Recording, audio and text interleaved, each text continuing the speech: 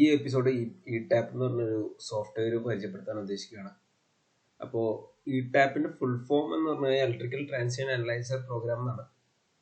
അപ്പോൾ ഇത് ഭയങ്കര അടിപൊളി സോഫ്റ്റ്വെയർ ആണ്. നമുക്ക് സിംഗിൾ ലൈൻ ഡയഗ്രാംസ് പോലത്തെ സാധനങ്ങളെല്ലാം പ്രോപ്പർലി അനലൈസ് ചെയ്ത് അതിന്റെ എസ്പെഷ്യലി ഷോർട്ട് സർക്യൂട്ടും വോൾട്ടേജ് ഡ്രോപ്പും അങ്ങനെയുള്ള കാര്യങ്ങളൊക്കെ കാൽക്കുലേറ്റ് ചെയ്യാൻ വേണ്ടി ഇത് യൂസ് ചെയ്യാൻ പറ്റും.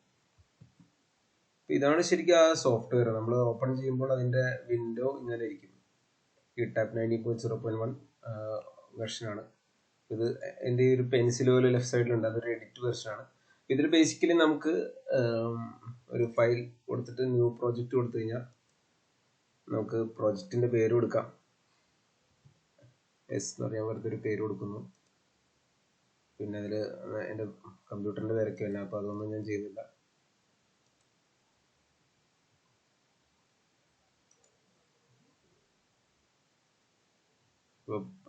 ഓക്കെ, ഇതെല്ലാം ഓക്കെ കൊടുത്തു പോവുക.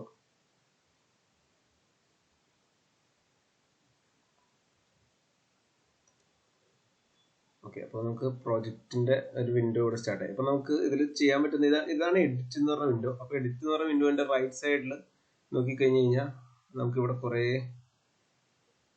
ടൂൾസ് കാണാം. അപ്പോൾ അതിൽ ഓരോന്നിനും പോയിന്റ് ചെയ്ത സ്പെഷ്യൽ ബസ് ബാറുകളുണ്ട്, ബസ് ഡക്റ്റ് ഉണ്ട്, ബസ് വേ ഉണ്ട്, ട്രാൻസ്ഫോമർ ഉണ്ട്, 2 way transformer, 3 winding transformer, open delta transformer, voltage regulator, 6 grounding transformer, Scott T transformer, cable,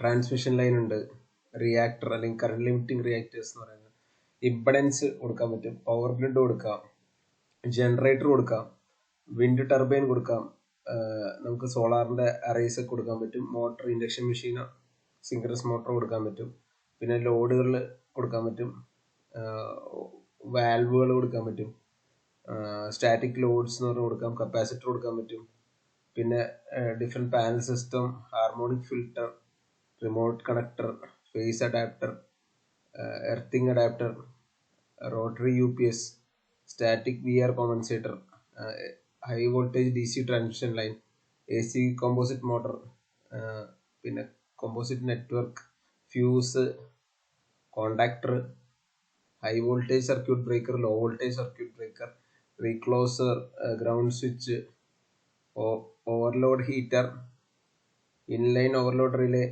single throw switch, double throw switch, പിന്നെ ഇൻസ്ട്രുമെന്റേഷൻ റിലേറ്റഡ് ആയിട്ടുള്ള കാര്യങ്ങളും, പിന്നെ ground നമ്മൾ എർത്തിങ്ങിന്റെ grid type എർത്തിങ്ങും അങ്ങനെ details എല്ലാം നമുക്ക് ഇതിൽ കൊടുക്കാൻ പറ്റും.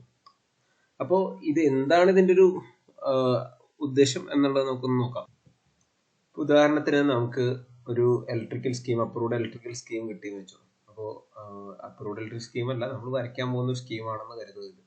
അപ്പോൾ നമുക്ക് 11 kV പാനലിൽ നിന്ന് വരുന്നു, 2000 kV ട്രാൻസ്ഫോമർ ഉണ്ട്, എന്നിട്ട് ആ ട്രാൻസ്ഫോമറിൽ എർത്തിങ് ഒക്കെ കാണിച്ചിട്ടുണ്ട്, അതിൽ നിന്ന് ബസ് ഡക്റ്റ് പോയിട്ടുണ്ട്, അതിന്റെ ഡീറ്റെയിൽസ് കൊടുത്തിട്ടുണ്ട്, എന്നിട്ട് ഒരു പാനലിൽ കയറുന്നുണ്ട്, പാനലിൽ ബ്രേക്കേഴ്സ് എല്ലാം പ്രൊവൈഡ് ചെയ്യുന്നുണ്ട്, വേണ്ട റിലേസ് പ്രൊവൈഡ് ചെയ്യുന്നുണ്ട്, പിന്നെ അതുകൂടാതെ ബസ് ബാർ എല്ലാം പ്രൊവൈഡ് ചെയ്യുന്നുണ്ട്, പിന്നെ അതിൽ നിന്ന് പല ലോഡുകളിലേക്കും SSB1 SSB2 എന്ന് പറഞ്ഞ പല ലോഡുകളിലേക്കും പോയതായിട്ട് കാണുന്നത്. അപ്പോൾ കേരളത്തിലൊക്കെ യൂഷ്വലി നമ്മൾ ഈ ഒരു സ്റ്റൈലായിരിക്കും, കേരളത്തിൽ നിന്നാൽ ഇന്ത്യയിൽ യൂഷ്വലി ഈ സ്റ്റൈലാണ് ഫോളോ ചെയ്യുന്നത്. അപ്പോൾ LT പാനൽ വരെ ചിലപ്പോൾ അതിന് MSB എന്ന് വിളിക്കും, ബാക്കിയുള്ളതിനെ SSB എന്ന് വിളിക്കും, അങ്ങനെ അതിന് പല പേരുകളിലായിട്ട് വിളിക്കാറുണ്ട്.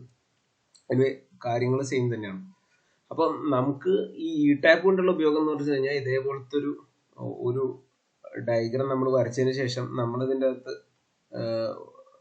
ബ്രേക്കേഴ്സ് സെലക്ട് ചെയ്യുമ്പോൾ, ഉദാഹരണത്തിന് ഈ ബ്രേക്കർ സെലക്ട് ചെയ്യും. ഈ ബ്രേക്കേഴ്സിൽ നമ്മൾ എത്ര ആംബിയറിലാണ് ട്രിപ്പ് ആവണമെന്നുള്ള സെറ്റിങ്സ് ഒക്കെ കൊടുക്കുന്നുണ്ട്. അതിൻ്റെതായ കാൽക്കുലേഷൻസ് ഉണ്ട്, ലോഡിനെ ബേസ് ചെയ്തുള്ള കാൽക്കുലേഷൻ ഉണ്ട്.